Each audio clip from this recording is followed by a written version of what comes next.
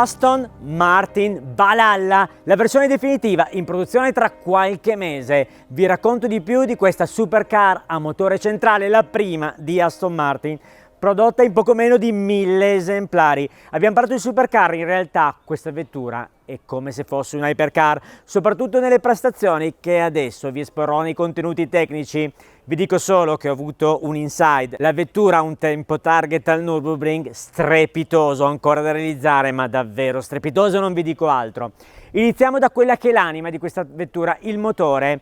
È un V8 biturbo Mercedes-Benz AMG, ma non è il solito V8, è quello delle AMG GT Black Series con l'albero motore piatto, portato dagli ingegneri di Aston Martin a 832 cavalli per la sola parte termica con 1079 cavalli complessivi. E sì, perché questo V8 dal sound mitico è abbinato a 3 motori elettrici, 2 sull'asse anteriore, ciascuno per ogni ruota, e sarà il torque vectoring ad aiutare la vettura nella dinamica del veicolo bilanciando i 2 motori, e un terzo motore elettrico. Nel cambio l'8 marce doppia frizione.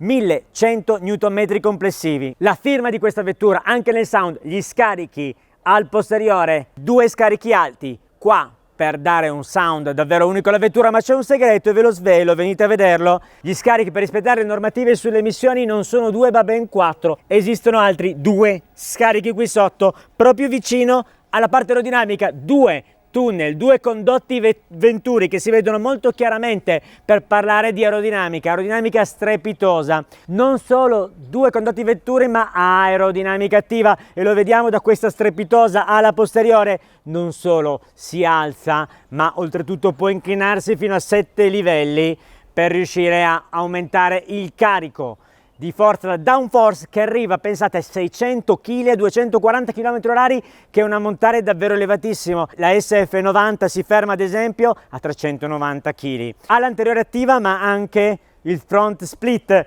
attivo. Ma non basta, abbiamo anche un'aerodinamica molto sofisticata nella parte laterale del veicolo. Questi sono i famosi DTV, Door Turning Vanes, che insieme ai generatori Vortex, questi, derivata dall'esperienza in Formula 1 e della Valkyrie, da solo questi 2 garantiscono un carico aerodinamico di ben 64 kg sui 600 complessivi, contribuiscono a una dinamica del veicolo incredibile.